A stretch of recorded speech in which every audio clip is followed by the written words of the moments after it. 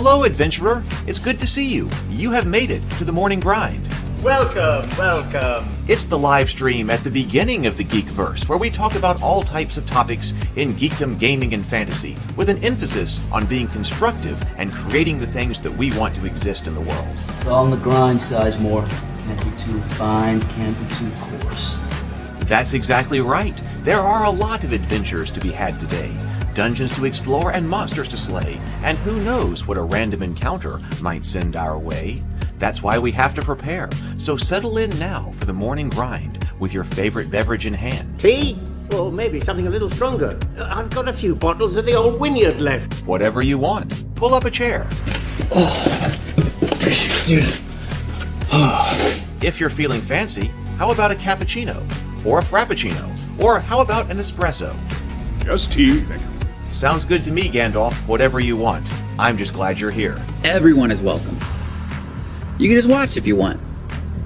You don't have to worship anything you don't want to worship. Thank you, Mike. But be forewarned. Sometimes we get really strange characters around here.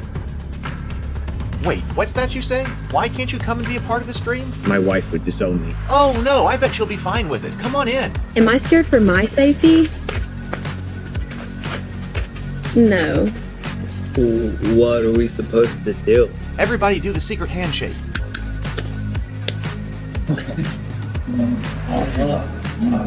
Secret cultist handshake. Oh, now do wizards who love each other. This, my friend, is a science. I still don't have gifts, but it's fine. It's all on the grind, son. Can't be too fine, can't be too coarse. Dude, this would be a sick place to bring the band. Indeed it would be, Dave. It really would. I'm seeing more people coming in. Welcome. Glad to have you here. Oh, look, here's someone new. Is this the cultist meetup? Yes it is. Come to hang out? Please accept me. I have nothing else. Okay, we accept you. Everyone's welcome here. Brought some snacks. Well, that makes things even better. You want some coffee? I don't drink coffee. You sure? It's cultist coffee. What makes it cultist coffee? I'm a cultist and I'm drinking it. Oh. Then I'll have some. What exactly is going on here? I'm seeing more people coming in. Welcome. It's so great to have you. Oh, and look, here comes another stranger. Can we help you? Yes, fellow cultists. I could really use some food.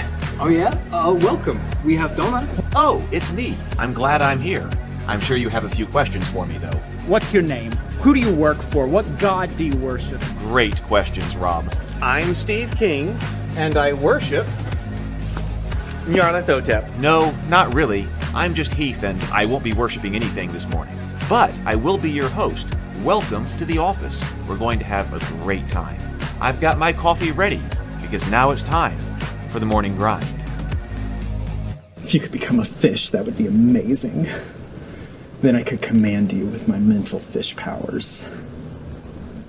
Hey, good morning, everybody. Good morning. It is great to see you. Welcome to my home. Welcome to the office. Welcome to the morning grind. I'm really happy to be here this morning. We had a great discussion last night on Table Talk talking about Brianna's debut novel, The City of Reckoning. And man, there's a whole bunch of stuff that's got to get done. And I'm looking forward to doing it today. I've got a huge list of stuff here. But one of these things is to be here on the morning grind. And yes, as PH was saying, I've been able to do it Sundays, except for last Sunday because I was gone. But Sundays and Wednesdays. But it should be great to be able to do this more. So I don't know. Things have not been working. Things have not been coming together the way that I wanted them to come together in many regards. But I don't know. Maybe one day we'll be able to fix that. We will see. Let's see who we got here. So PH is here. Good morning, PH. We've got Zero the Blade. Good morning. Good morning. Sable Phoenix is here. Bacon Gaming is here. Good morning. We've got Mike and Andrew. So yeah, we're talking about the Moria today. We've talked about this before. We had like a preview, like the alpha release or something like that, of the Moria Through the Doors of Durin. This is the Free League book for the One Ring. Now, I think it was released for both the D&D 5e version, the 5e version, and also the One Ring version. I was just looking here, so I'm actually looking at the One Ring version of the book right here. Mine has shipped too. Bacon Gaming says, I think my copy has arrived as well, but it's been sitting in the shipper box by the door because I haven't had time to open it. I got the notification that my physical rewards have shipped, but then I was also sent this digital copy as well. So we're going to be taking a look at the digital copy. When I get the physical copy in here, we'll take a look at it, and we'll just at least, even if only briefly, maybe not as a whole morning grind, we'll take a look at it briefly, and we will see what is going on with it and how it looks, because I'm excited about that. But we're looking at it digitally today. Let's see. What is going on here? So now we had the fantastic conversation last night with Brianna. We started to talk about last night some of the other books that we want to get into on Table Talk. So if you are interested in joining us for those discussions, we don't have dates on these things yet, but I do have to read the Odyssey. Could do the Iliad and the Odyssey. I'm not sure. This is like another massive book right here, but based on the story that I am writing right now. This is kind of like the assigned reading for that. So I'm supposed to read some of that, and I'm supposed to read some of Exodus. So that is on the list. Paradise Lost is on the list. Not Doug's book. Cameron's book, Mother of Believers, is on the list. So if you are interested in any of those, and of course, Brianna was talking about Genesis as well. And I'm not ready to schedule any kind of conversation on Tolkien yet, but which is very apropos for this, what we're talking about right here, because I do want to take a deep dive into Tolkien with Doug and Brianna and whoever else. Maybe we can come up with some Tolkien scholars. Hey, good morning, Robert. Good to see you. So that's the kind of thing, the direction that we're going. However, it is a hefty reading list. I mean, that's not like what's on the reading list. Well, let's see. Exodus, the Iliad, the Odyssey, Paradise Lost. Yes, the light reading list here. But that's kind of that's kind of the Silmarillion. Probably we'll throw that one on there. So I'm proud we're getting through some of the books that we say we're going to get through. It's slow. It's slow when, like, this is with Brianna's book, so it's slow. I got to write her review. Please write a review, or just leave one of the stars. You don't have to write a whole review. Just leave the stars up. Hey, and I need to get like the Trial of Saint Gabriel on Amazon, maybe get some reviews and things like that. The Goodnight Sword is there. I gotta go back and look at all of that. As Doug was talking about, it's easier to market things when you have more than one book, which I guess I'm kind of getting there. So we'll see. But on the other hand, we're going to be talking about the cultists on Table Talk starting next week. Doug's going to interview me next Tuesday. Doug's going to just interview me. I guess figure out what my life is about. I have got all the scripts over the past few days. Took me longer. I'm like 95% of the way finished with these scripts about the cultists that I want to put out on this channel. And but I want to do them. I was getting my YouTube set up, back up for just ordinary kinds of YouTube videos, and I want to put those out as not live streams, but ordinary kinds of YouTube videos. So I was writing the scripts for them, and I'm about 95% of the way finished with them. I realized there's a little bit something to do on one of them. I got 1, 2, 3, 4, 5, 6, including the Kickstarter video. I got to make the Kickstarter video for it, and then I'm going to put those out, and we will start rolling. So Table Talk right now, if you haven't seen the Cultists on the Cultist YouTube channel, the first season is an hour long, and so that'll probably be in about 3 weeks, because Doug will interview me, but I want Brianna to come back when Doug talks about the Cultists. So that'll be about 3 weeks. 2 weeks after next Tuesday, right? So that's what's coming up right here. So let's see. So James got the big one. I was able to grab one of the faux leather CEs of the core rules when they tossed it up as an add-on. I'm excited to open it, but not much time to give it the care that it deserves. That is cool. In fact. Oh yeah. I do have the core ring, the One Ring core book. Oh, so many things to do and not enough time to play. All right. How do we fix all this problems? How do we fix all this problem? I don't know. AI update from Robert. Robert says, when characters equip items in website version, they now get to attack, damage, and armor modifiers to their stats. Next up, monsters, equipment 2, and the main event, combat. I hope this pays off for you in a big way. I hope this pays off in a big way. All right. So let me bring up. Okay, so I'll bring up this. We looked at like the alpha version. I think it said, yeah. So this is the One Ring version right here. I would imagine that a lot of people have this incoming. So Moria through the doors of Durin.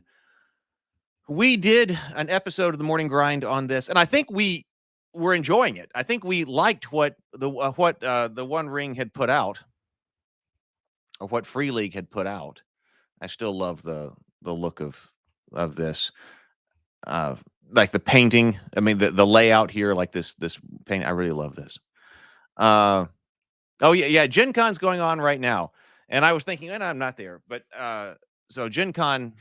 Let's see. Today is Wednesday, so does it actually start? It actually starts tomorrow. I know a lot of my friends were going out there yesterday. I've seen pictures of people who have posted and have said they are out there. Maybe we need another game night on Friday night. An online game night for the community. Maybe we need that for everybody who is not out there at Gen Con. But I saw a lot of people going out there, arriving on or Tuesday or leaving on Tuesday. So Jared the Blade says, with Gen Con tomorrow, kind of glad I didn't get the One Ring book. There are too many rules I need to memorize for the weekend. So you're out there at Gen Con, Zero?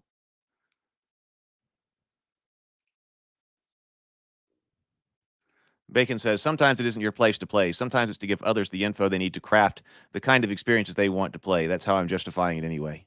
Yeah, now we played, I posted to the Discord server the pictures my brother had painted his set of Arcadia Quest. That's what we were playing last night. We were saying we were having an adult board game night, but that's not exactly the kind of. I was like, oh, put out. No, my brother and his wife invited me over to have an adult board game night. That's what we were having on Saturday night, but adult as in without all of the nephews. That's what was going on. Because I've still got to go. I just play without the kids, so they play Arcadia Quest quite a bit. My brother and his wife. And so they invited me over to a game. I have played it before, but we played a couple of games of Arcadia Quest, and that was fun. I think there was a lot to learn from that, too. So I still have to go and find the time. They're out of town this weekend, but to go and continue with some Hero Quest. I don't know how much Hero Quest I'm going to be able to play with them. I do want to sort of go to some role-playing games with them, my nephews, but we're still trying to get through the main Hero Quest core box. And then they want to play some Dragon Strike 2, and then I want to introduce them to this Dragon Quest that we've looked at over here, the old Dragon Quest, and then maybe like the AD&D starter box or something like that. So we will see.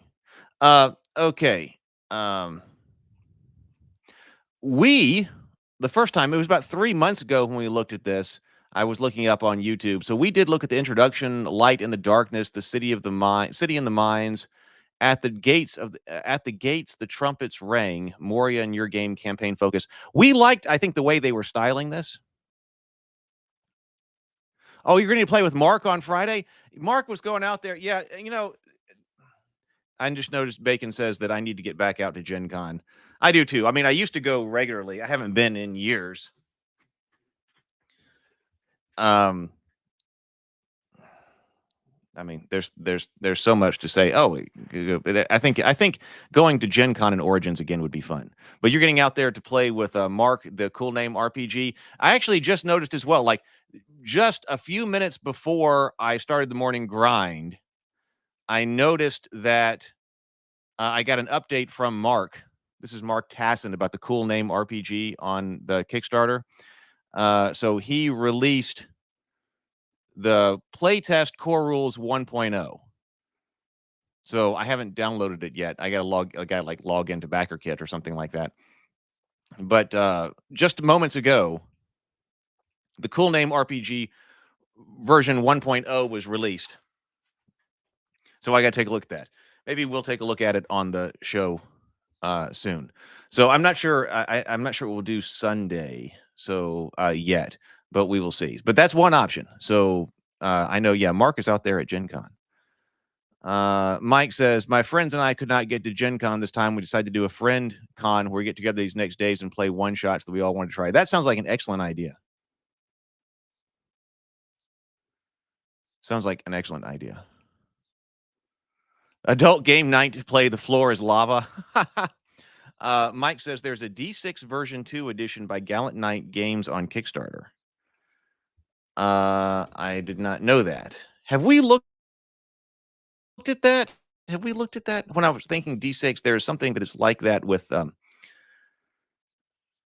this is published by Runehammer, right? We looked at that. It's easy D6. That's easy D6.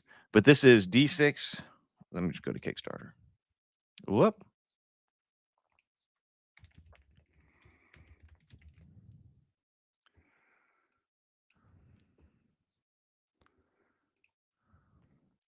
D6 Gallant Knight. Why can't I just type into?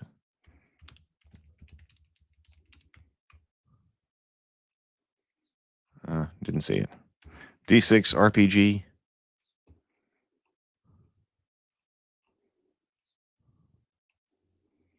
Oh, it's based on the West End Games. Okay, so this is the West End Games D6. Well, I wish I could find it on Kickstarter. D6 Gallant Knight. D6 systems. D6 system second edition.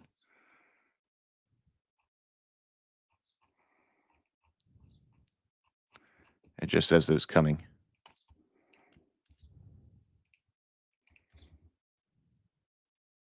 Found it finally.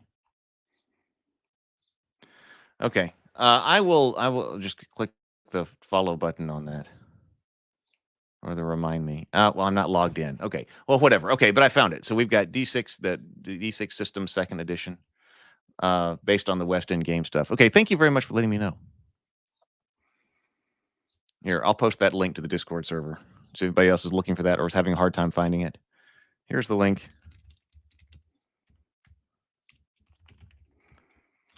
There we go. All right. Let's go. Okay, let's go back over here to this book right here. So when we were looking at this before, we had gone through. I was noticing that at the end of our live stream, we were in Drums in the Deep, which is Journeys in the Dark. We've got. I don't think. Let's look at that. Let's go to page 39 because I think that's about where we left off. To figure out what's in this book, I kind of barely remember what was in this book at the beginning. Other than I remember us saying that there were good ways and bad ways to do Moria. We thought that like an old school way that you would have done it, or some people would have tried to do is like, hey, you know what I'm going to do? I'm going to try to make a canonical Moria map. This gigantic Moria map. Oh, we did not. Do I even have a drink here? Did we do a breathe and sip? We did not. I don't even have water. Hang on. Let me grab some water. Let's breathe and sip.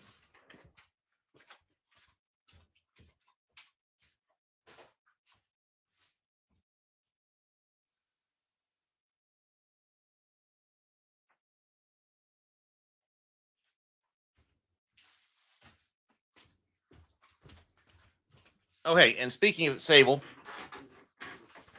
I've got your mug sitting right here. This is your Cultist coffee mug and your Witch's Brew mug right here. So I've got both of them sitting right here on my desk to ship. I know it's been too long. I'm sorry, but I got them both right here. All right, let's breathe and sip. I got my Cultist coffee mug right here. Let's do 2 deep breaths. Breathe in through the nose. Deep inhales, complete exhales. And then take a sip of your favorite beverage. So here we go. Let's breathe.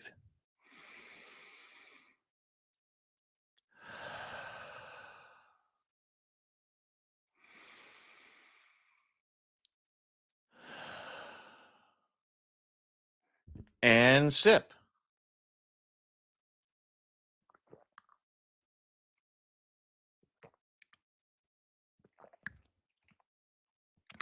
Are you serious? At first, I thought you were pulling my leg, but actually, did the warehouse send those to you? Did you actually got a shipment? So the warehouse, I told the warehouse isn't supposed to ship mugs. Did they ship broken? The reason that I ship the mugs is because the warehouse, why I'm never doing mugs again is because when the warehouse would ship them, they would break. They didn't pack them properly. And so I started packing all of the mugs myself. Oh, they shipped heavily padded. Okay.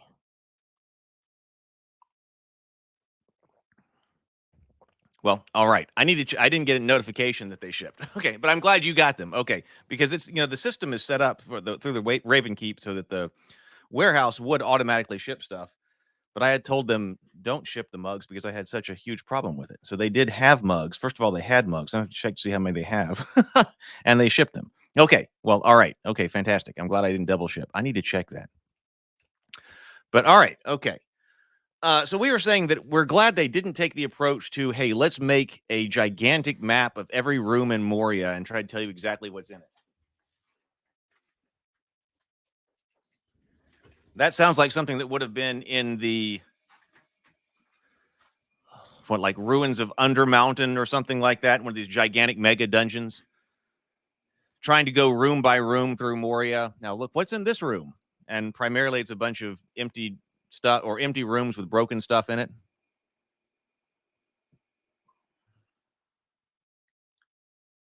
So let's see. So I think we were just getting started. Drums in the Deep. What is this section?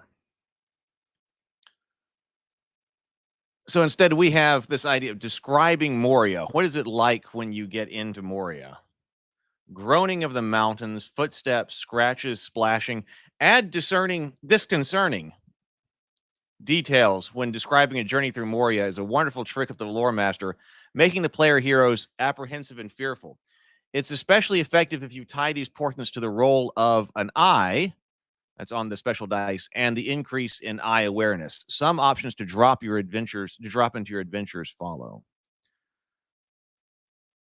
Whereas drums in the deep, doom, doom, it rolled again, as if huge hands were returning to the very caverns of Moria. Huge hands were turning the very caverns of Moria into a vast drum.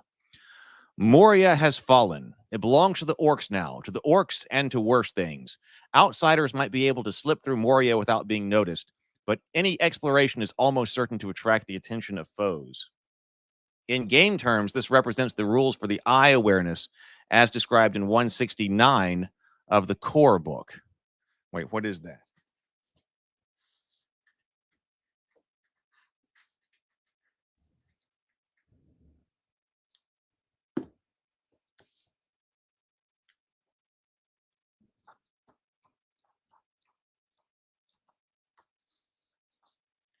The Eye of Mordor, eye awareness. In the core book right here, it says, in general terms, the eye awareness rating of a company is based on the number of player heroes in the group, which heroic cultures are represented in it, and the intensity of their adventuring activity. A larger and more active group of player heroes, including heroic cultures recognized as enemies of Sauron, such as rangers or elves, have more chances to raise suspicions and stir the minions of the shadow in action than a smaller group composed solely of hobbits.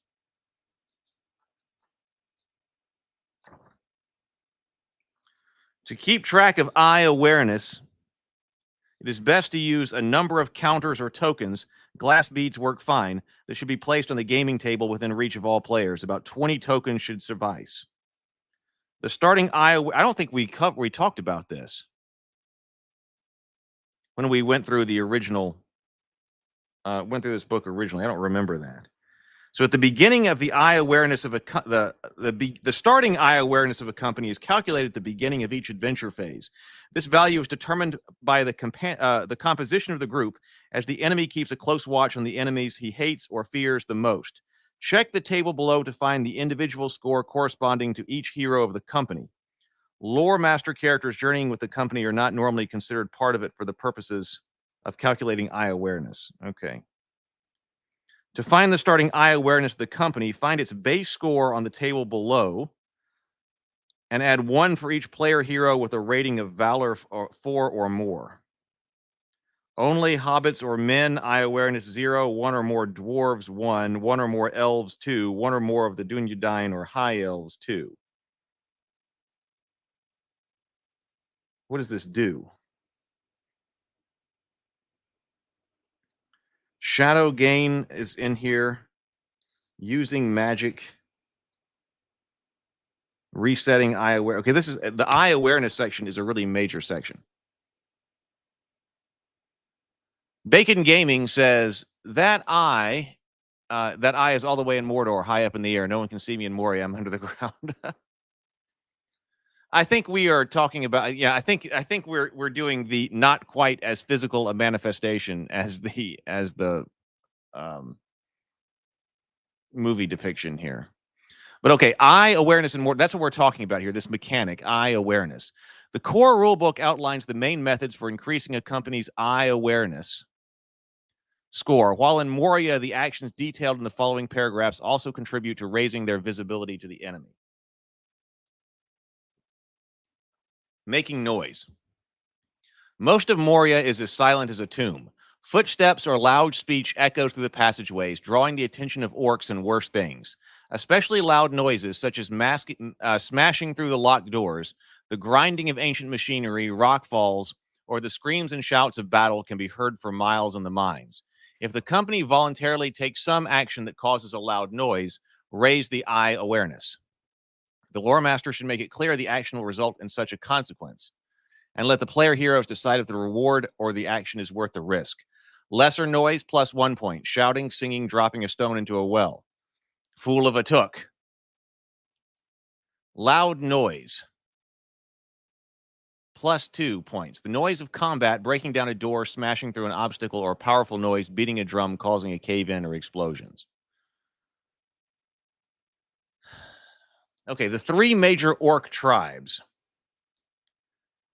I've been thinking a lot lately about our idea, or talking about orcs as demons. So at least we are back here to orcs as demons here in the Moria book. Or at least this major idea. The 3 major orc tribes, the orcs of the Misty Mountains, the Mordor orcs, and the orcs of Udun, all have scouts and sentries. These lookouts signal encounters with the enemies back to their masters, and soon the mountains crawl with orcs. If the player heroes encounter an orc band, and some of the foes survive the battle, then raise the eye awareness by 1, 2, or 3 points, depending on how many foes escaped, how close the company is to the enemy stronghold, and whether or not the company can flee the scene before reinforcements arrive. 1 foe escapes, a messenger escapes, and there are more enemies nearby. The hunt, this is something that had to do with this eye awareness.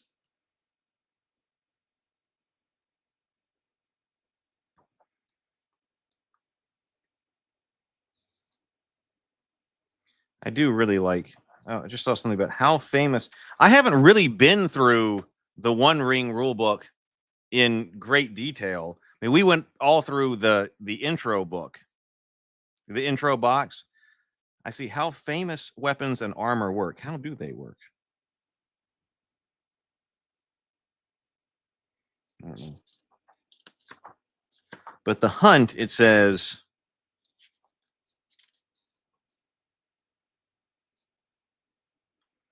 using the rules explained above, the eye awareness level of the company grows session after session during the adventuring phase as a consequence of actions of the player heroes. To determine whether this puts the company at risk of being noticed by the enemy, the lore master must compare the eye awareness rating to another value called the company's hunt threshold.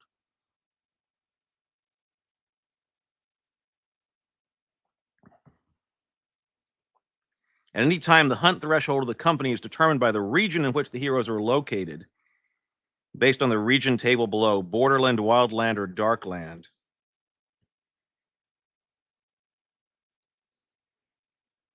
A company is revealed to the enemy when their eye awareness score of the company matches or exceeds the current hunt threshold.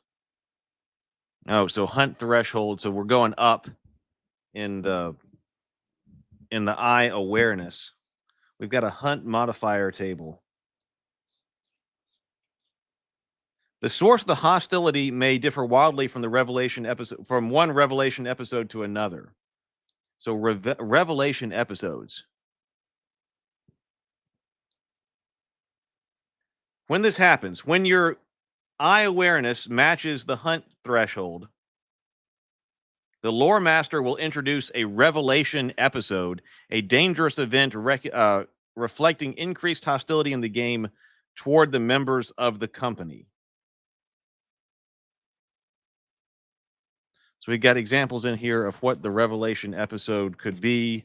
Something like deadly strife, we come to kill, lies and threats, weariness of heart.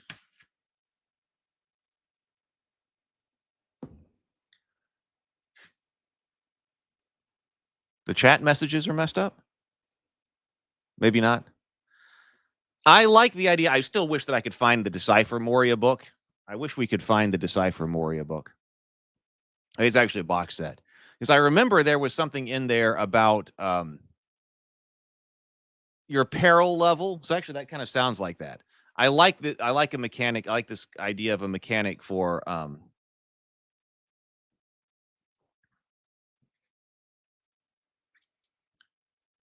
increasing threat. So this is okay. The Revelation episodes in Moria over here. So the base hunt threshold for a company in Moria is set as 14, as Moria is considered a dark land. Standard modifiers apply. See page 172. Once the company's eye awareness score matches or exceeds the hunt threshold, which is 14 in Moria, the company is revealed and a Revelation episode is played out. So Revelation episodes in Moria. And in addition to the Revelation episodes examples provided on page 173 of the core rules, the present section features 4 sets of Revelation episodes for Moria. The lore master can pick this table that is more appropriate for the circumstances. The dire portents table is mostly foreshadowing and natural perils. Orc assault obviously means that orcs and similar foes have found the player heroes. Terrors of the dark emphasize the mysteries and horrors of Moria. Gash heralds the approach of the Balrog. So dire portents, smoke in the air, cave in, the way is shut, dreadful dreams, crack in the floor, a chasm yawns before the company, forcing them to climb and leap across the abyss. An athletics roll. Hey, by the way, you know what I was looking at or watching the other day? I don't know why this came up, but the where there's a whip, there's a way. If you haven't, you remember in one of the animated Lord of the Rings, The Return of the King, when Sam and Frodo are going through Moria and they're picked up by the orcs. The orcs, of course, the orcs are quite musical orcs, and they sing the song "Where There's a Whip, There's a Way." Now, Down to Goblin Town was in the animated Hobbit, so I was looking at that up. But if you have not listened to "Where There's a Whip, There's a Way" in a while, I was watching that the other day. It's played several times in the house here over the past week. Orc assault. Smoke in the air. The company smells smoke.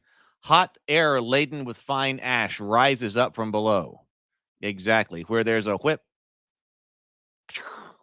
there's a way. They have delved too deep and awakened to horror in the minds. The next revelation comes from the Gash table. Infamous Orc. The company encounters a group of orcs escorting one of the chiefs of Moria. Roll on the Moria Orc Chiefs table, page 15. Reroll if the target is dead or otherwise nonsensical.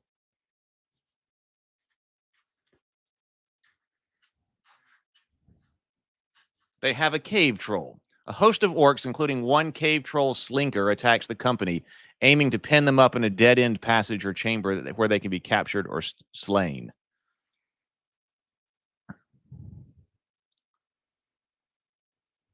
Goblin trap. Goblins delight in explosions, traps, and other malicious devices, and the company runs into such a booby trap. An awareness scan or craft test might avert the peril. Otherwise, a random player hero suffers a grievous loss of endurance by falling, fire, suffocation, or poisoning, depending on the circumstances.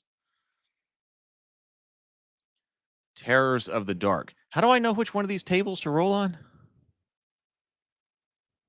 Oh, the lore master can pick the table that is most appropriate to the circumstances. So you roll on one of these tables when you're doing a Revelation episode.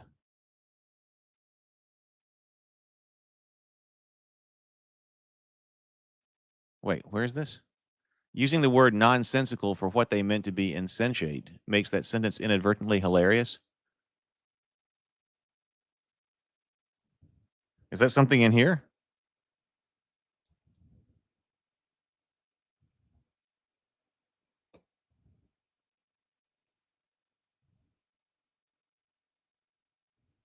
Oh, infamous orc. Oh. The guy, yeah, the company encounters a group of orcs escorting one of the chiefs of Moria. Roll on the Moria orc chiefs table on page 15. Reroll if the target is dead or otherwise nonsensical. I suppose they meant if the result is nonsensical. That's probably what they were trying to say. Roll if you get a nonsensical result, but if that does make it sound like the orc, one of the chiefs of Moria is utterly nonsensical. All right, let's see. Terrors in the dark. Gosh. The player heroes encounter a nameless thing that has slithered up from the depths. So there's an opportunity to add some Lovecraft into it, right? I hear people talk about, potentially like eldritch horrors that are underneath Moria. So there you go. The nameless horror. Durin's Bane is on the roll of the eye. The company encounters Durin's Bane.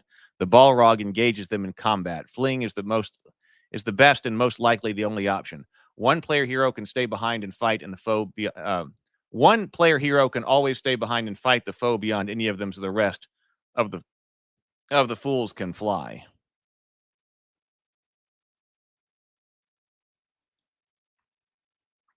Oh, Moria Madness.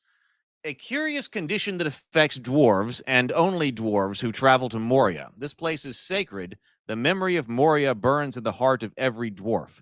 They dream of mountains and the city beneath. The anticipation of walking in the halls of Durin, the wonder at being in such a city of marvels, and the heart-rending sight of their ancestral realms defiled is enough to drive some into madness.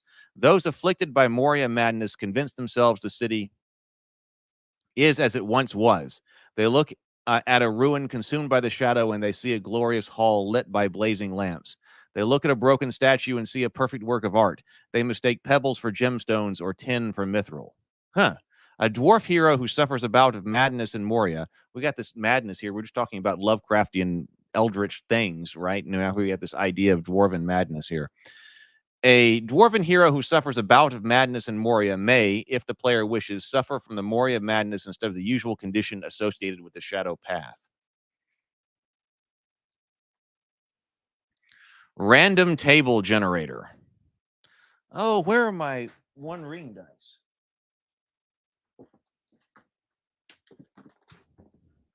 Feels like we should do that.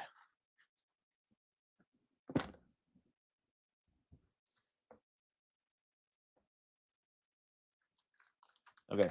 I pulled out my box, so I've got some dice here. So let's see. Moria is far too large and far too ruined and empty for every room to be reasonably detailed. Okay, so I'm glad they didn't go that route. Okay, instead, as the company explores its halls, use the table below to generate inspiration for random rooms. The chamber type obviously gives ideas for the type of room encountered. Modify it by the original appearance of the room and current condition. Optionally, roll to determine the challenge the room poses. Okay, so like if we're rolling a chamber type, this is the D12, you enter a workshop. The dwarves wrought wonders, especially in the days of their friendship with the elves of Holland. They were chiefly known for their mastery of smithing and metallurgy, but there were all manner of crafts. The dwarves may love metal and stone, but they also carve wood and weave cloth with equal diligence.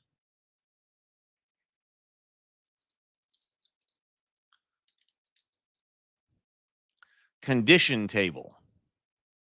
We've got a workshop that is, I got the Gandalf rune, the G rune. Oh, a safe place to rest.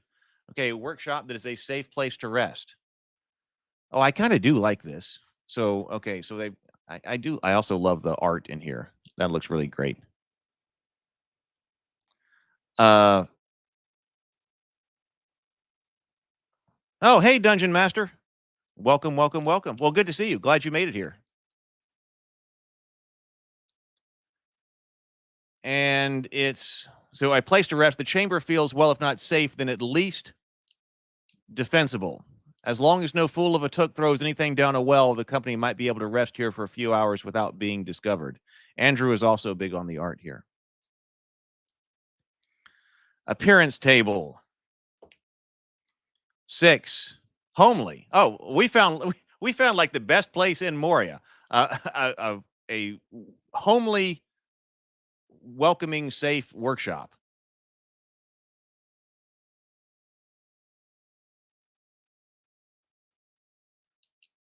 The challenge table. Let's see what we get on the challenge table. Okay, I did not roll Token of Hope. So instead I rolled a 9, which is stealth. The chamber or passage opening from it seems to intensify all sounds. If the player heroes fail at a stealth roll, they make a terrible noise. Oh, random orc band generator. There are orcs, very many of them, he said, and some are large and evil, black urks of Mordor. For the moment they are hanging back, but there is something else there.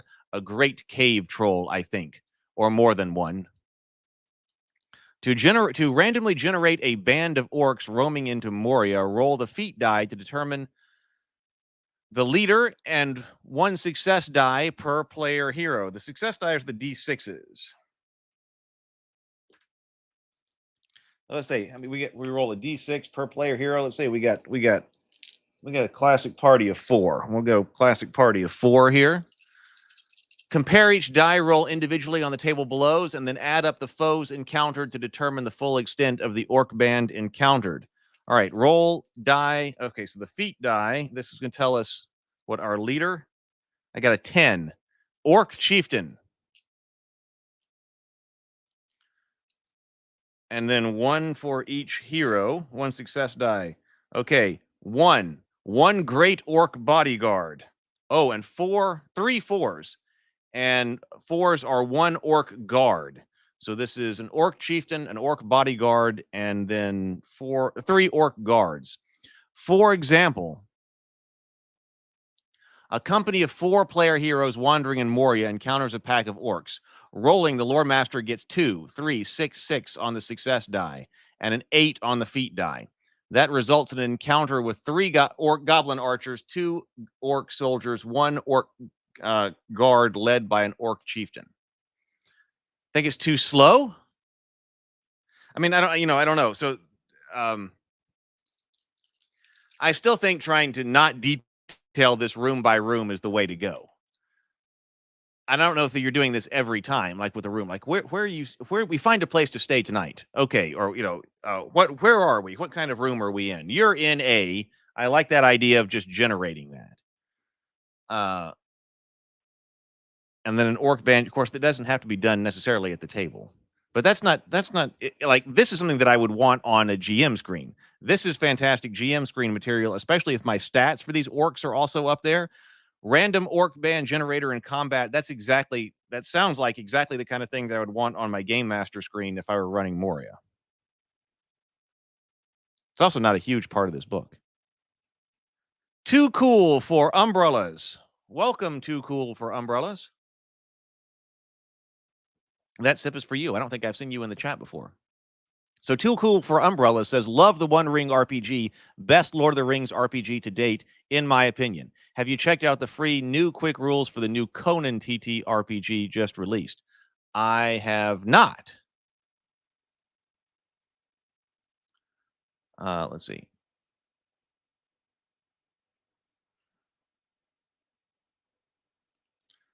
Get rid of the sidebar there. So there's a new Conan tabletop RPG.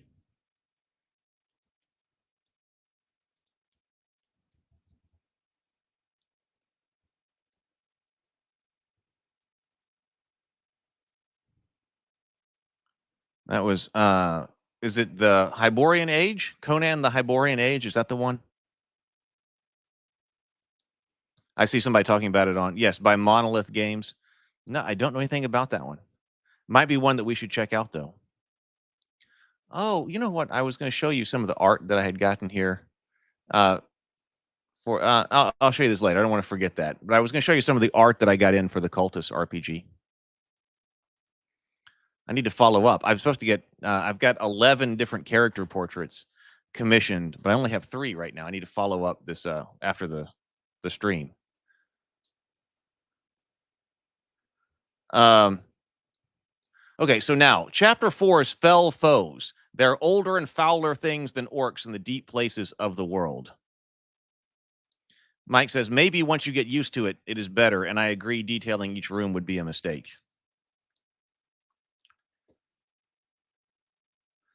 The city of Khazad-dûm may appear empty of life to whoever passes through its gates, as its roads are silent as those leading to the houses of the dead, but what fills its remote chamber and passages is not mere darkness. Baleful fires light the deepest halls, and the sound of passing feet echoes across invisible passages. There is more in Moria than just orcs. Orcs. Apparently there were members of 2 or 3 tribes present, and they could not understand one another's orc speech. Is that a quote from Moria? That sounds like what... that sounds like the material from the chapter of the Uruk-hai in the Two Towers.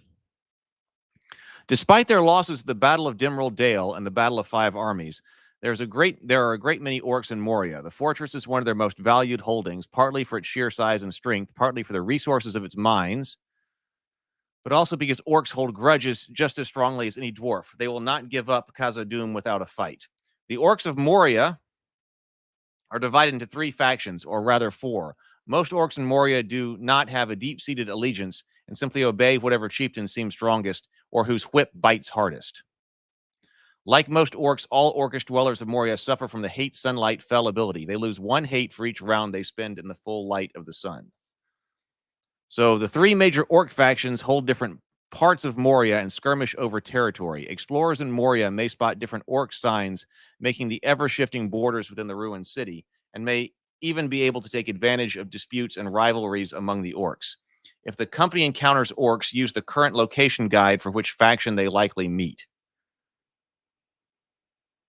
Old Moria, the Dwaro Dwelf, the Road, the Dimral Dale, Orcs of Moria, the Mountains of Moria, Orcs of Mordor, the Deeps, the Orcs of Udun, West Moria contested. PH says, I agree. You should have some established places and a random generation for intersections. Of course, you should have different tables for different areas. That's how I like to do dungeons.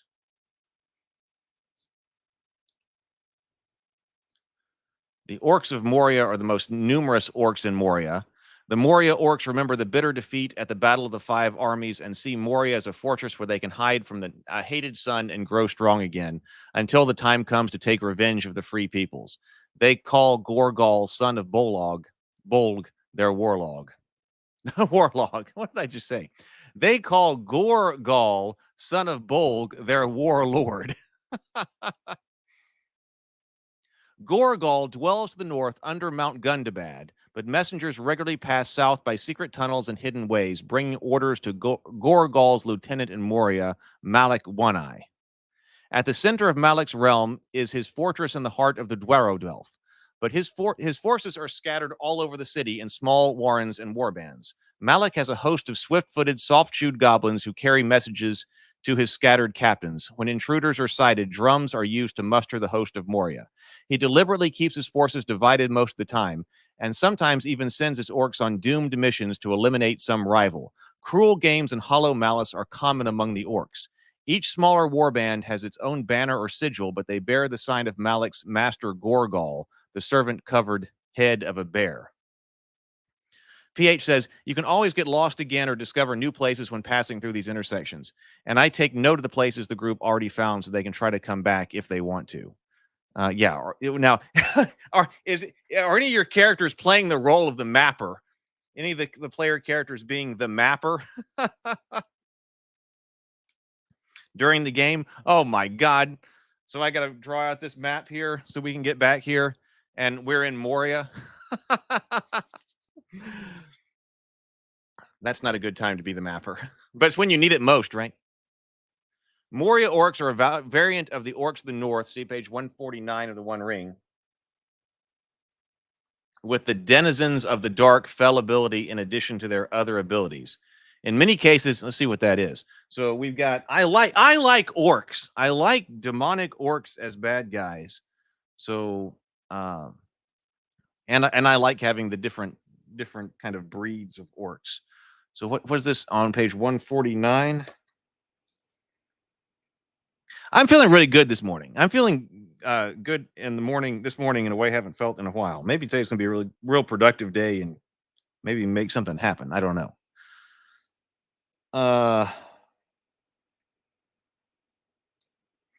Orcs of the North. Among the most numerous of the malicious creatures serving the shadows, the orcs of the mountains are used to living and making war in the deep places beneath the earth, where their sight is keener than any other orc. When they are encountered in the mines, they are savage fighters and reckless in assault, but they leave the dark under their mountains only when marching to war or to avenge their fallen kind as they suffer badly in the light of the sun.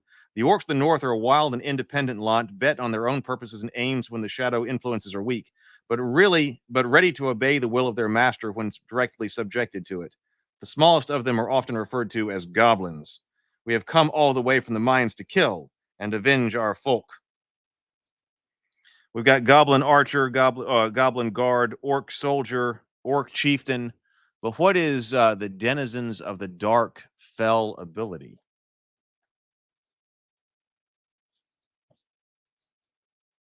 Oh, nameless things is in this. Oh, man, I'm getting excited. I like to like things. Tolkien is one of them. And it does seem like the One Ring, like Too Cool for Umbrellas was saying, is such a great adaptation of it. Yeah, we did look at, we looked at the 2D20, wasn't it 2D20? We looked at a Conan 2D20 system, right?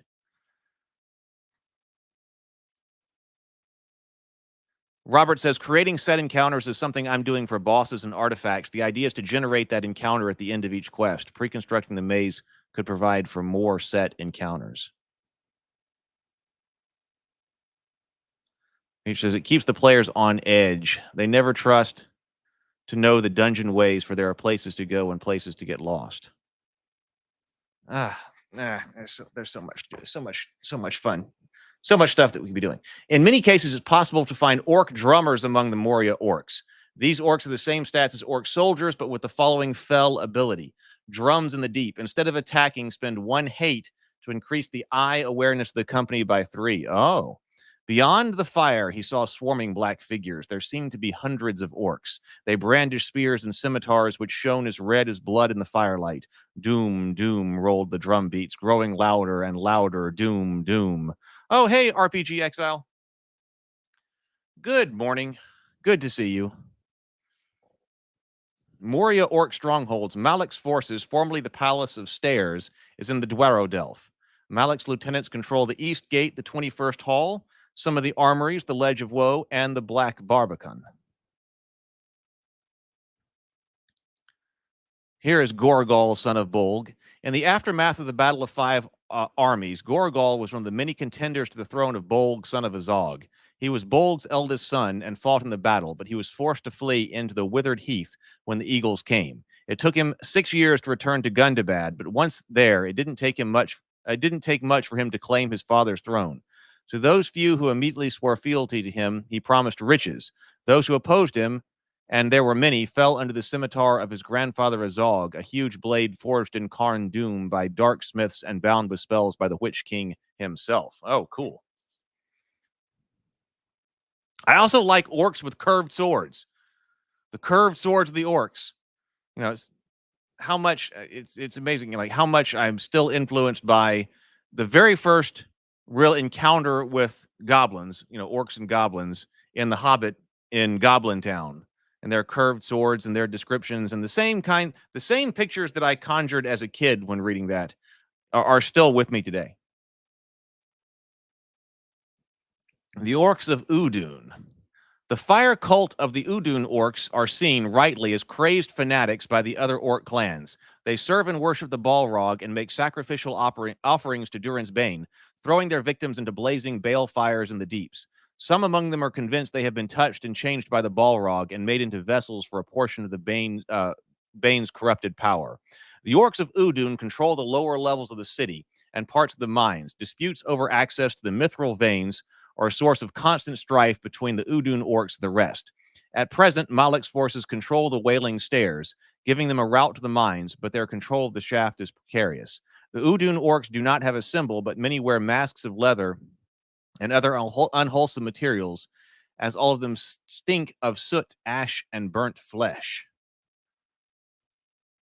Orc cult.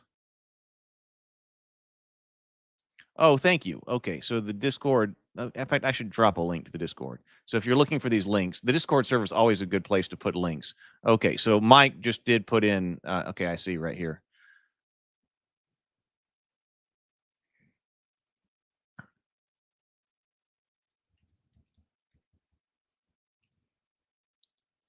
There we go. Just in case you need that. Yeah, the Discord server is a great place to place links we talk about. The high priest of the orcs of Udun is Thu the Fire Speaker. He has relatively few followers, but they do favor the Balrog, so they are dangerous indeed. As I stood there, I could hear orc voices on the other side. At any moment, I thought they would burst it open. I could not hear what was said. They seemed to be talking in their own hideous language. All I caught was gash, that is fire. Udun orc strongholds. The cult is centered around the Udun temple and the Balrog's throne. Udun orc fanatic. There isn't an Udun orc that isn't ready to die in battle or be sacrificed to the shadow and flame. All fight relentlessly, never giving quarter or asking any. Udun orc fanatic. Endurance might hate parry. I was thinking... I've seen this Nimble RPG that's funding right now. And, one of the things that I think we should talk about when we're talking about game design again is the need to have, do you need to be rolling to hit? It seems like a lot of games are going without rolling, that we're just going to skip over the rolling to hit and just roll straight to damage. The MCDM RPG does that. And then, so Nimble does that. We see that quite a bit. And I was thinking about that, so we can have a greater discussion about that, and do you need to hit rolls and damage rolls and whatever else when we go back to game design?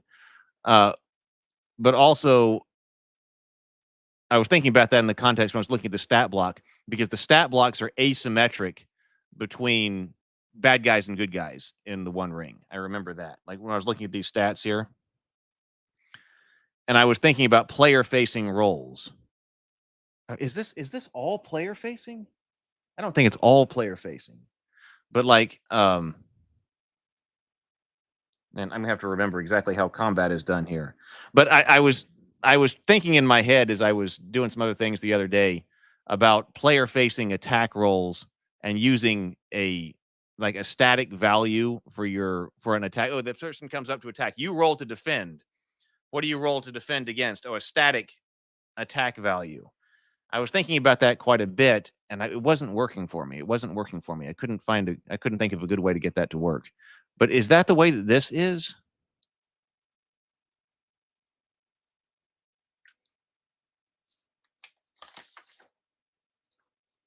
Because when you're attacking, so we got strength, heart, and wits. I'm looking at character sheet right here.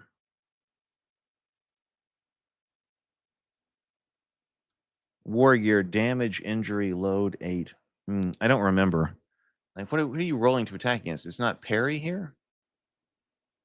Maybe you're rolling against one of your... I can't remember.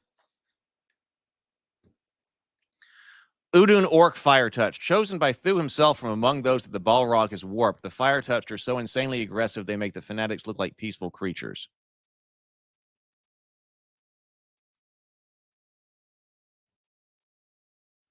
Heartless and hideous toughness. The Orcs of Mordor. It has long been Sauron's desire to conquer Moria. Even when he possessed the One Ring and was the apex of his power, he was unable to break the defenses of the dwarves. He laid siege to the city during the War of the Elves and Sauron in the Second Age. But victory eluded him. When he returned to Middle-earth after the destruction of Numenor, he was defeated by the last alliance before he could march on Khazad-dûm. Even in the Third Age, when he resided in Dol Guldur across the Vale of the Anduin from Moria, it held out against him. Moria has only ever fallen from within. Sauron declared his return to Mordor in 29 2951 and relit the fires of Mount Doom in 2954. Under cover of ash and smoke, he sent out orcish messengers from Minas Morgul and the Towers of Teeth. These orcs crept north and west, sneaking through Mirkwood and through the Gray Mountains, awakening and scattering servants of the enemy. Awakening the scattered servants of the enemy. In 2960, the first of these messengers reached the east gate of Moria and met with the same welcome that he greeted Thror when he returned to Moria. They were beheaded and cast out. Since then, the Mordor orcs have returned, and with greater strength. They include in their number mighty Uruks. So they are using Uruks also in Mordor here. Contentious. But also honey-tongued messengers and diplomats to beguile the orcs who resist Sauron's will. Capturing Moria is the key to Sauron's plan. If Gondor falls, he intends to destroy the Elven kingdoms. Lorien should be caught between the hosts of Dol Guldur and Moria. If he can recruit the Balrog to his cause, so much the better. The first step, though, is breaking the strength of Malak One-Eye. The chief agent of Mordor in Moria is not an orc, but a Quisling? Dwarf named Har.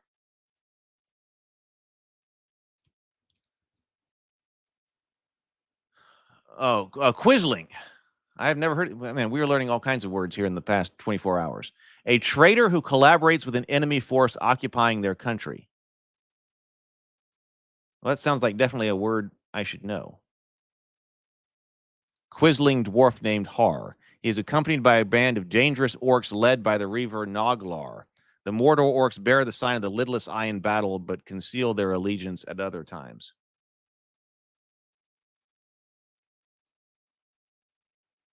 This is a very interesting remark, sneered a voice, softer than the others, but more evil. I may have to report that. Mordor orc strongholds. The chief stronghold of the Mordor orcs is the mountain galleries above the city proper. From this attic, they climb down to infiltrate the city below. Messenger of Lugburs.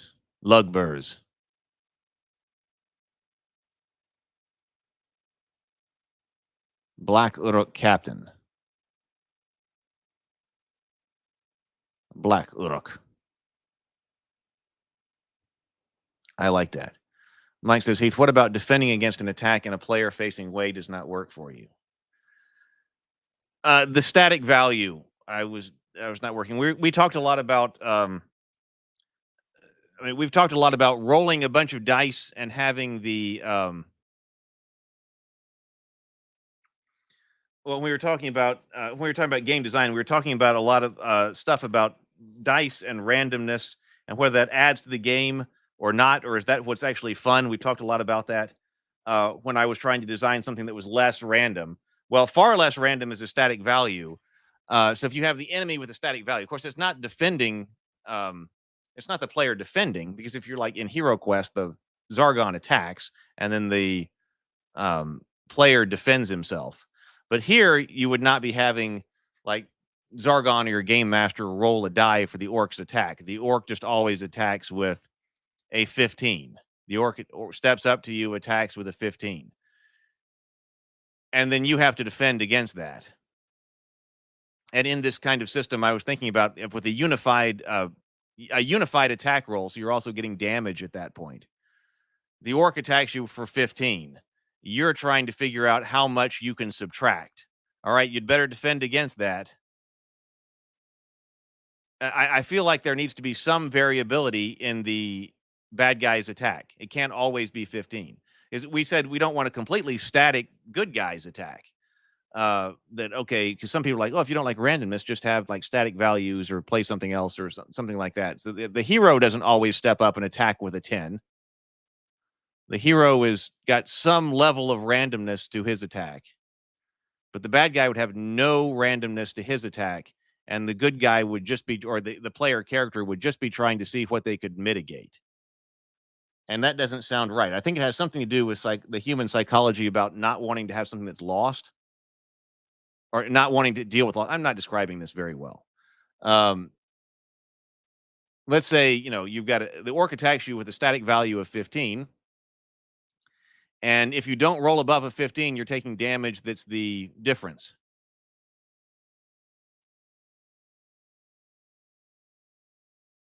I feel like it changes things if the orc actually also has a bit of randomness to his attack value. But how do you get randomness to the attack value if this is all player facing? I didn't describe that very well. Because you could have, I mean, the orc can walk up and attack, but especially if you're not going to have a game master, maybe an adventure system or something like that, the orc always steps up and attacks with a static number.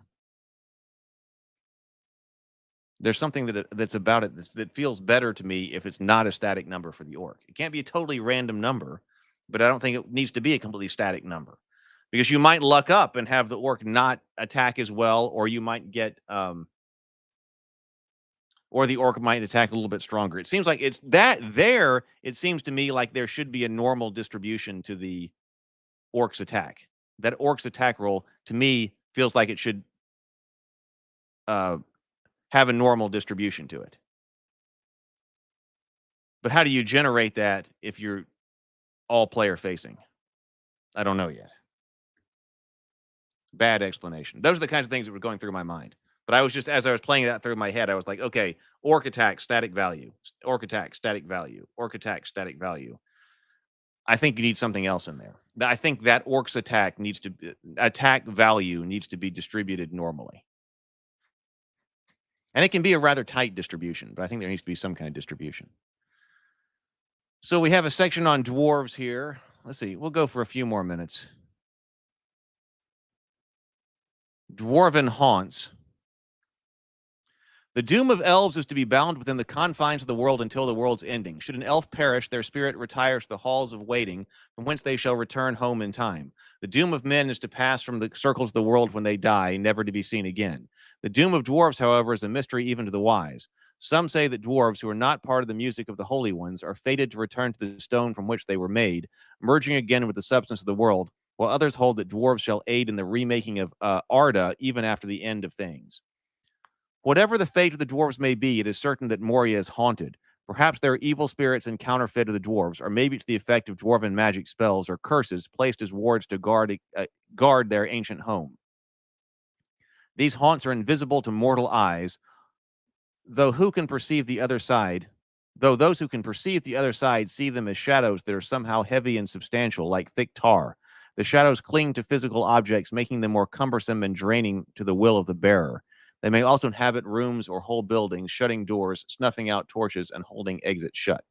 If challenged by a dwarf or someone else with sufficient authority or strength of spirit, the haunt can be compelled to manifest as a slimy shadow. In this form, it can be dispelled with a blazing torch or an enchanted weapon. Dwarven haunts prey on their victims by burdening them with greater shadow.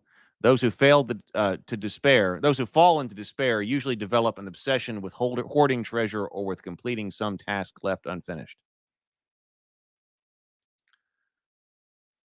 Oh, Mike says, I think you're explaining it just fine, or at least I follow your thinking. Yeah, it was just been a line of thought. It's just been a line of thought. And so immediately I thought, okay, now wait a minute. We were just talking about if I feel like, why is it that I feel like the orc's attack to you needs to have some type of normal distribution, whereas I don't feel that way about the heroes? We came to the idea that maybe they should have half a normal distribution or something, just the top half. So they've got variability. I don't know. So I'm going to think more about that. But actually, I was also thinking we've talked about different methods of generating random numbers. Dice are one of them. A deck of cards is another one. And we talked about the psychology of dice versus decks of cards. Like if you've got to generate a random number or a number according to some distribution, what's the psychological effect on the players if you're rolling dice versus drawing a card? And if you don't want to have, Arcadia Quest doesn't have a game master. When I was thinking about this when I was playing Arcadia Quest too, but the bad guys therefore only respond to the players. There is no bad guy's turn. There's no orc's turn in Arcadia Quest. And it's also not cooperative. It cooperative for the players. It's each player can attack other players as well as the bad guys, and each player is trying to win the quest that you're sent on. So it's not a cooperative game. All players are against each other. There are bad guys, which are the main ones you're fighting, but they never take a turn, and there's no player playing the bad guys. The players only respond to player action. But when they respond, they're going to need to attack, and they roll dice. And sometimes they might choose to move. And who makes that for them? Another player. Like the player to your right always makes those decisions and rolls the dice for them. But I don't think that works. That works fine there, but I don't think that works in like an RPG. I don't think that would work in like Hero Quest. If you're trying to do like a Hero Quest without Zargon or a completely player-facing or GM-less RPG, I don't want another player character to have to roll dice against another player, and I don't want the player to have to roll dice against themselves. Okay, the orc attacks you. Okay, let me roll the attack against myself. I just don't want you to do that. But for some reason, I'm okay with you drawing a card. So the answer there may be drawing a card. The orcs play by their rules. Oh, I'm being attacked. What's the orc's attack value? It might be that a draw of the card should determine this. The player might roll dice, but when you need a value of an attack that follows a normal distribution, it feels like it's more in the world. That was our psychological part of this. If that comes from a deck. So maybe that needs to come from a deck. I'm not sure. Mike says, decks of cards also allow removing cards, thus adjusting the distribution, whereas dice do not permit this readily. Yeah. And we did talk about decks of cards as dice, as just whole resolution, like they do in Gloomhaven. Gloomhaven is card-based. Somebody brought up, it may have been Sable, some game that has the deck-based resolution. I think the deck-based resolution is really neat. And if all you were doing is making attack rolls, then doing your attacks through a deck of cards sounds really neat. But what I think where that seems to fall down is if you're trying to, because you can put all kinds of stuff in that deck. But if you're trying to use the same deck to jump over a pit or, resolve a social encounter or a fight, you don't want to have to build a separate deck for all of your skills or things you can do. That's not going to happen.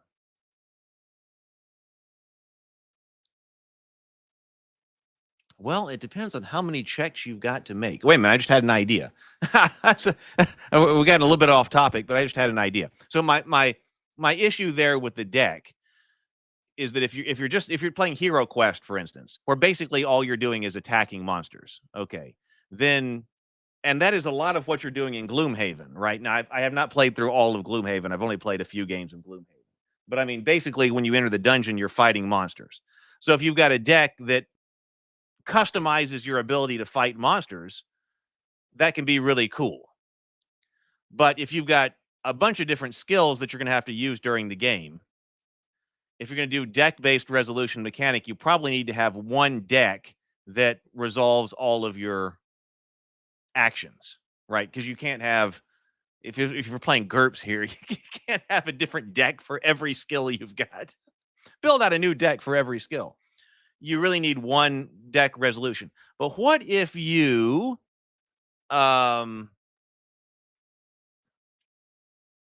what if you had if you reduced the number of checks you were ever going to make?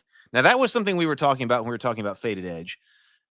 And also let's use Dungeons and Dragons 5th edition, for instance, because a lot of people will know that one. So in that one, there are only 6 different checks that you should ever have to make when you're taking an action. Because a lot of people want to make like a skill check, but really you don't make skill checks in 5th edition.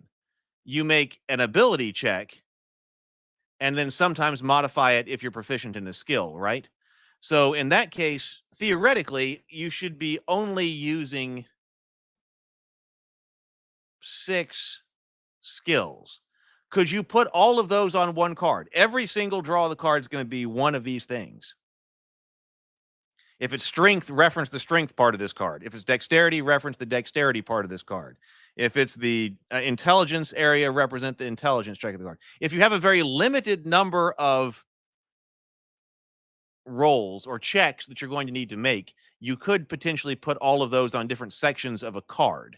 And then you could say, oh, I've got this card that has a really strong strength card, but it is not all that strong an intelligence card. Oh, so that way you could do it that way. You're like, okay, I got to build this deck. Oh, I really want cards that give me really cool strength stuff.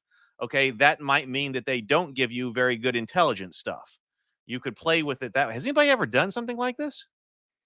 And then that way, okay, make your intelligence check. Okay, you flip over the top card and reference the intelligence section.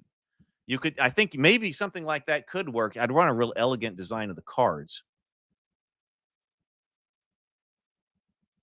As long as you're limiting the number of kinds of checks you're going to make.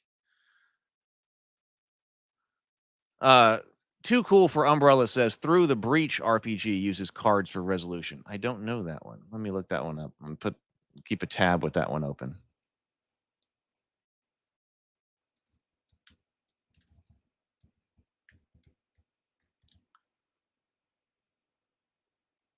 Through the Breach. All right, I got it. Thank you. Weird Games.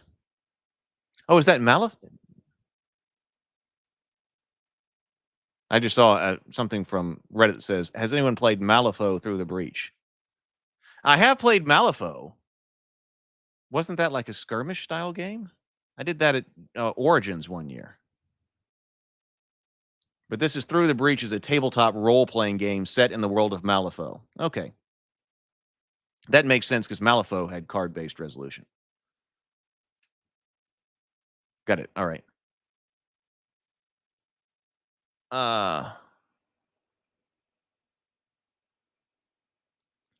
Sam says D&D is gut healthy. The Balrog. Let's go for a few more minutes because I've been enjoying this conversation and also just looking at this. We're not gonna be able to get to this whole book or something like that, but let's go for a few more minutes. I got a lot of other things to do today. But we do have notes on the Balrog here.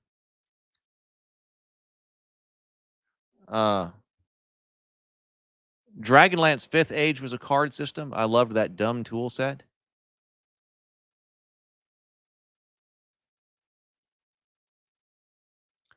Let's see. Okay, so information on the Balrog, stats on the Balrog, unanswered questions. The Balrog is one of the most powerful entities in Middle-earth, of the same order as Sauron the Terrible or the greatest of the Elf Lords and Ring-bearers, and yet it leaves little mark in the tale of years, save the dreadful years of 1980 to 81 when it drove out the dwarves from Khazad-dûm. What secret signs might hint at the Balrog's purposes? There are many evil and unfriendly things in the world that have little love for those things who go on two legs, yet are not in league with Sauron, but have purposes of their own. Some have been in the world longer than he. So what does the Balrog desire? That's a good question. How do you could you build a game around this? What does the Balrog desire? It is possible the Balrog will have no free will of its own, for it existed to serve Morgoth and now is only animated by blind reactive hate. It will strike back at those who trespass in its domain, but has no impetus beyond that. But if you want a more active foe for your campaign, then consider the Door into the Void. The Balrog serves Morgoth and seeks its former master like the ring seeks to return to Sauron. It is said the great enemy was thrust beyond the confines of the world, but if there is one door in the world, it must not... But if there is one door in the world, then might not another be made? Might the very foundations of the world be undermined if the Balrog digs deep enough? Biding its time. Perhaps like Sauron, the Balrog intends to conquer Middle-earth, but is waiting for Sauron to try and fail first. Several times before, a great host came out of the west to thwart the shadow, but now Numenor is gone and Valinor has withdrawn. Maybe the Balrog thinks the west might muster one last effort to defeat Sauron, but after that, there will be nothing left to stop the third and final Dark Lord from seizing Middle-earth. That sounds like too much of a duplicate to me. The door into the void, like duplicating Sauron. The door into the void, that sounds interesting. Ring Seeker is curious the Balrog chose to remain in Moria, not far from the Gladden Fields. and from Gollum's lair in the Misty Mountains. Might the Balrog have joined the hunt for the ring? Was the shadow storm on Kahadras that drove the Fellowship into Moria's Sauron's doing, or the work of a power closer at hand? Why did the Watcher in the Water grab Frodo first of all of the company? Oh, that's kind of neat.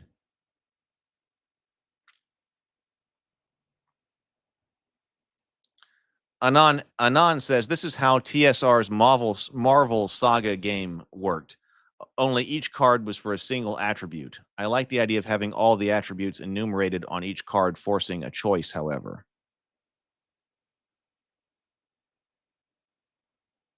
Yeah, because if you build out your deck for your character, yeah, and you've got this really strong strength card, but the time calls for an intelligence check. I mean, you could draw your really strong strength card, and it has the attributes, the intelligence attribute on it as well, which is weaker. So you're like, oh man, I used that. I'm gonna have to wait until I reshuffle the deck, right? Whenever the rules say you can reshuffle the deck. It's kind of like Decipher's Star Wars customizable card game. I remember that from years and years and years ago. But like it used a random number generation. It had like some kind of force number or something that was your random number generator on the card, but that was inverse to the power of the card otherwise. For instance, the Luke Skywalker card was not going to have a majorly high random number generation card, whereas cards that are not all that powerful on the table would have higher numbers. So if you need to draw from your deck to generate a random number, and all you had were real powerful, like Luke Skywalker, Darth Vader style cards, you were going to be weak at the number generation. What is the connection between the Balrog and Sauron? Sauron certainly sensed the presence of the Balrog after it awoke, and may have learned of it even before that. He almost certainly did not sense the Balrog during the Second Age, otherwise he would have awoken it himself. The Balrog hid deep enough that the Valar could not find it. The same precautions would have hidden it from the lidless eye until the dwarves dug deep enough. Both the Balrog and Sauron were servants of the great enemy Morgoth. The Balrogs were Morgoth's warriors and bodyguards, Sauron his apprentice and lieutenant. It is said that in the War of Wrath, Sauron surrendered and begged the Valar for mercy. When they spared him, he crept away to plot anew, just as he did in Numenor many centuries later. Perhaps the Balrog resented its former comrade's betrayal of Morgoth.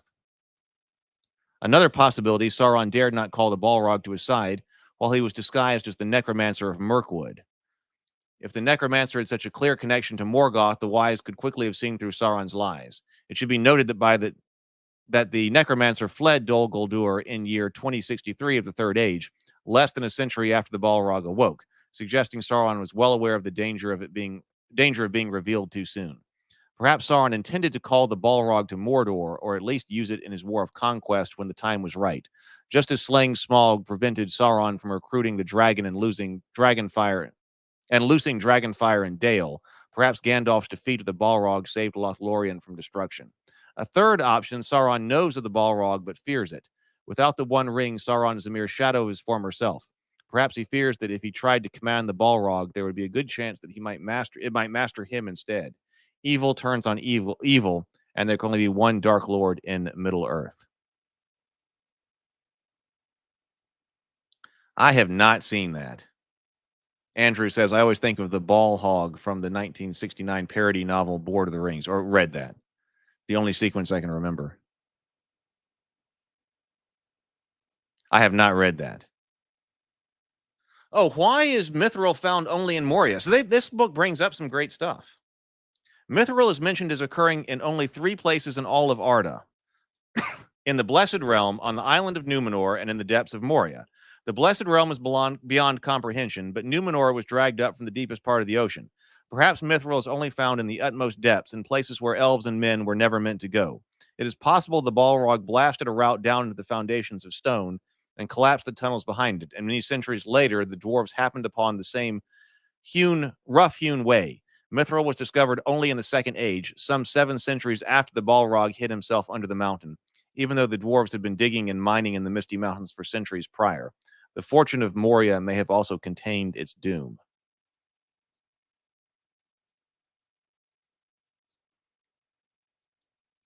Was the Balrog imprisoned, and if so, by whom?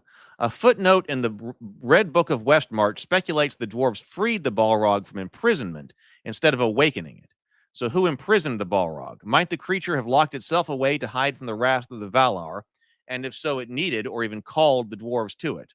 Or maybe the Balrog did not hide as cunningly as it thought, and was pursued from the wreck of Angband by warriors of the West. Perhaps some spirit or high elf chased the Balrog down and sealed it away where no one could find it in the depths. It should be noted that Celeborn of Lorien intimated that the elves knew an evil slept beneath Caradhras. Of course, there are still other stranger things in the world who hide great strength. The Old Forest example stretched much further east in the elder days, and once Tom Bombadil went walking through the hills. Says, the revelation that Durin's Bane is a Balrog is not going to impress anyone, unless by some unlikely confluence of circumstances you have found the one person in all the world who has read enough of Middle-earth lore to understand what a Balrog is, and why encountering one is such a significant event, but who have not read The Lord of the Rings. The player heroes know that a Balrog is down the depth of the mines. Player heroes know there is a Balrog down in the depths of the mines of Moria, and part of the fun of the campaign is pushing one's luck, praying that this roll will not be the one that brings doom down on the company. However, to surprise the company, or at least undercut earned confidence, consider spreading doubt about the true nature of Durin's Bane. The Bane might be the Witch King of Angmar, a dragon, a horror from the deeps, a weapon, betrayal from within, other foul things.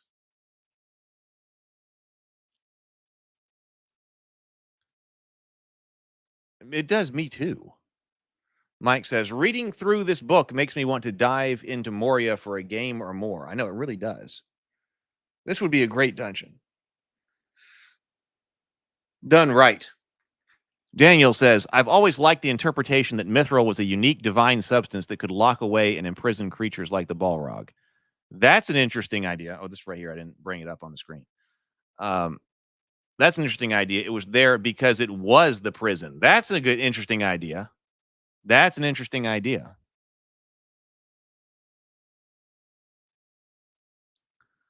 So what are some other foul things? So we're going to see how they do here, because I'm kind of trusting them. They're doing a really good job with this book. Ash wraiths, evil spirits conjured by the orcs of Udun. These wraiths manifest as faintly man-shaped clouds of swirling ash and hot sparks. Left unguided, they swiftly gutter out and dissipate. The Udun orcs attract the spirits to guard their temples, or muster great swarms of them when they march into battle. It's whispered the slave pits that created an ash wraith require a living sacrifice. The victim is hurled into the flames, their flesh is burned away, and all that remains is a tormented wraith. In truth, these spirits are called out of the void and never wore a hame of mortal flesh.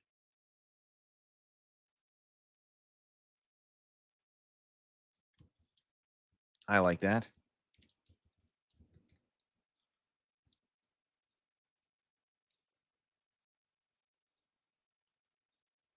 Ash wraith. Cave bats. Bats of many kinds dwell in the misty mountains. They are mostly evil beasts allied with the goblins. Small, long-eared bats nest in the air and the vents in the upper halls of Moria. It may be possible to find concealed entrances into the underground city by searching the mountain slope for the overgrown cave mouths that the bats emerge at the twilight. Great swarms of tiny bats swirl around the Dimril Dale at night, hunting insects. These bats are not dangerous, though they do carry disease and bite from one that can sicken even a mighty warrior. Great carrion bats. When Moria fell, these bats invaded the empty halls and fed upon the corpses of slain dwarves. The creatures now favor rotten flesh above the other meals. They accompany goblin armies in expectations of a banquet, and some old dwarves still speak in hushed tones of the awful night of the Battle of the Dimril Dale, when they had to race the bats to ensure the bodies of their kinsfolk were not despoiled and devoured. Marrow eaters. Oh, look at that thing. Oh, look. That kind of looks like we got kind of a deep one looking thing right there. We got kind of a deep one looking thing. Look at that illustration right there.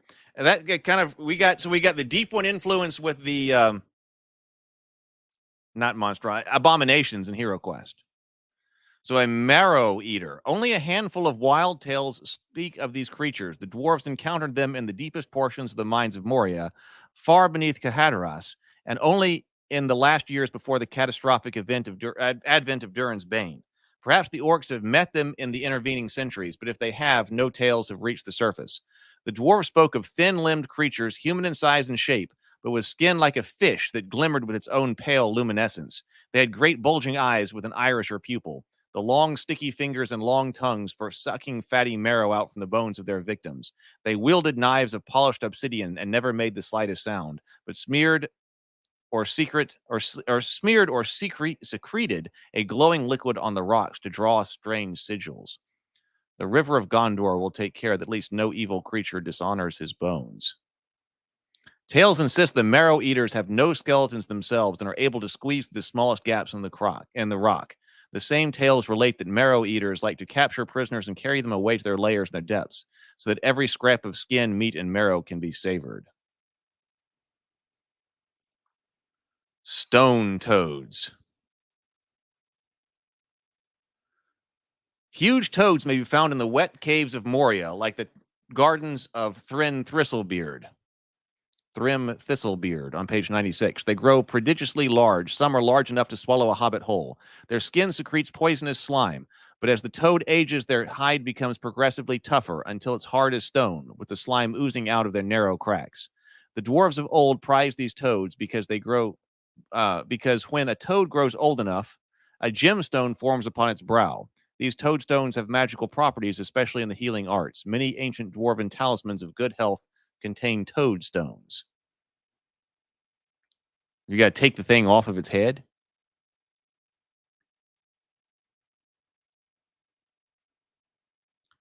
A tapper? I thought this said trapper at first, but it says tapper.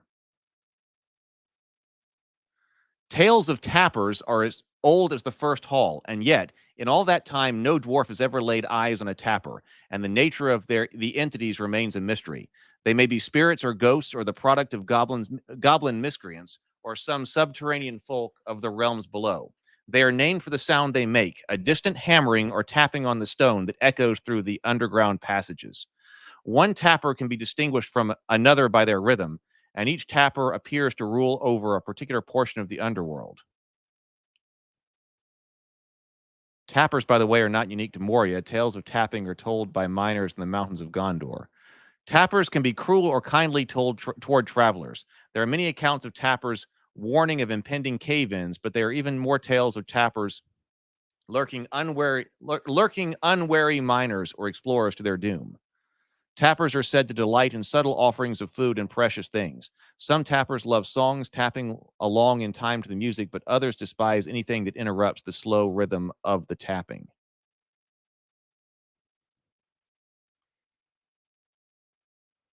Chapter 5, the mansions of the dwarves. I think that's where we're going to have to stop. This is a great book. I'm really looking forward to getting mine in. I wish I knew a little bit more about it. So, I mean, let's go back to the table of contents for a moment.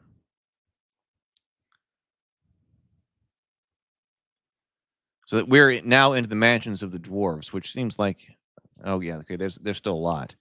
So this has to do with the delving of the dwarves, the levels and deeps, halls and gates, wind and water, light and food, ways in and out, landmarks of renown,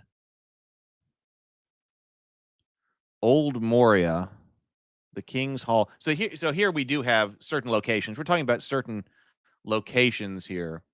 In Old Moria, the first hall, the second hall in Durin's Bridge, the last redoubt of the dwarves. In the Dwaro dwell the caves of Thrym Thistlebeard, the King's Hall.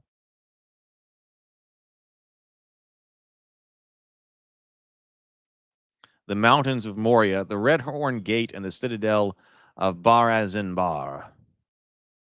The mountain glaciers, the road, the mines. Oh, look. Okay, we got an appendix over here. Balin's expedition, playing the expedition. Now that could be fun. Talk about, I don't know, could that be a one shot or something that's like you're talking about just playing in Moria, doing Balin's expedition? I too once passed the Dimral Gate, the search for Thrain, Aragorn's journey on Mithril, species of Mithril enchanted rewards. Oh, species, like species of mithril, as in species, as in like the coinage. I'm kind of. Oh, okay. No. This is no. In Moria, mithril can be encountered in different forms: native mithril, true mithril, the burden of mithril, sullied mithril. This sullied mithril, this abomination is the new devilry out of Mordor, made from mithril ore sent as a tribute from Moria. Sullied mithril becomes hotter when a word of command is spoken, allowing a weapon forged from this ally to burn hotter than a firebrand or even burst into flame. Oh, is that so? That's like the Witch King's sword. Old fool, he said, old fool, this is my hour. Do you not know death when you see it? Die now and curse in vain. And with that, he lifted high his sword, and flames ran down the blade. Love it. Ugh. This is a great book. This is a great book.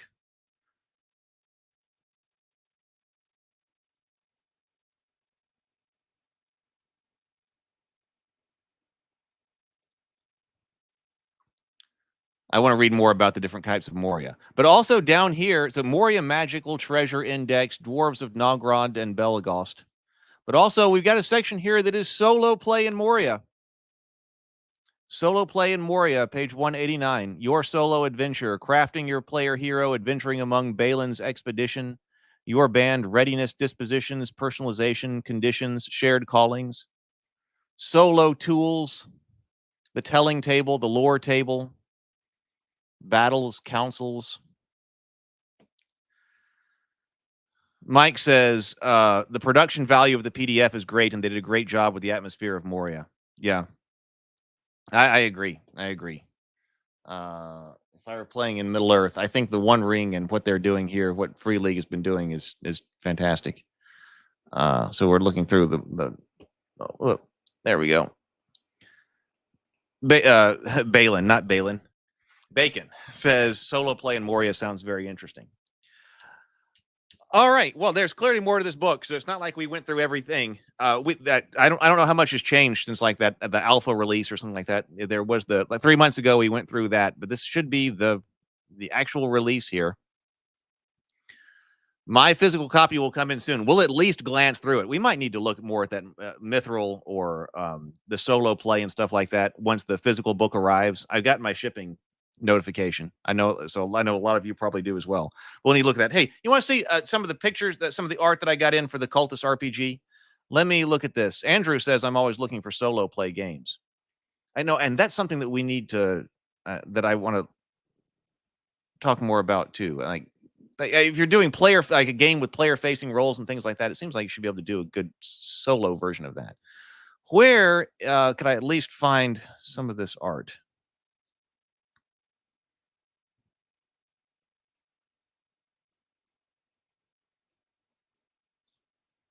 In a way that's easy to send this to you or to show this to you.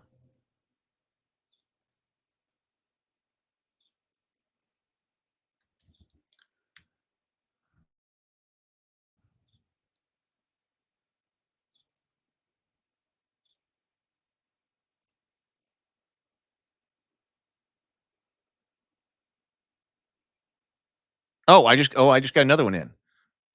Okay, wait a minute.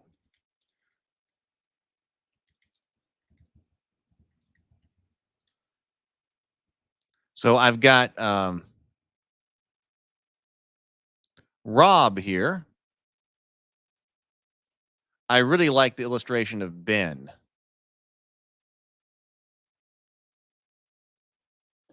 Here, I'll show you these two. Stop screen sharing. So now I can start building out some of the character sheets. There's Rob.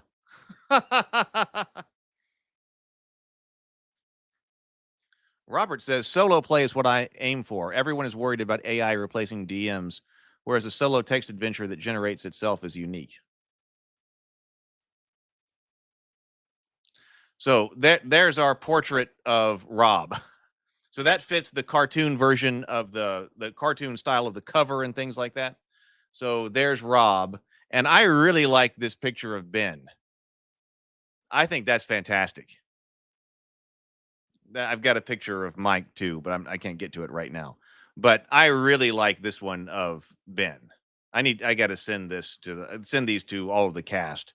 But I love that of Ben. She did a great job of that. So that'll go on the character sheets. I got to work on that today too. Hopefully be able to. I do have to cut grass today. I've been cutting some. It's been pouring down rain. I get outside and I cut a little bit of grass. Like if I don't cut the field out here, it's been so rainy, I'm not going to be able to cut it at all. So I've got to do that. But then, man, there's a lot to get to. So there we go. So we'll be talking more about that. Like I said, Tuesday, Doug will be interviewing me. We'll be talking about whatever that is on Tuesday night. I'll be here Sunday. So Sunday morning, we'll have the next morning grind. I am not sure what our topic will be. It could be Cool Name RPG. It could be something to do with the cultists. I'm not sure yet. I will find out. But anyway, have a wonderful day, everybody. Go forth, be creative, be constructive. Thank you so much for being here. I will see you later. Bye, everybody.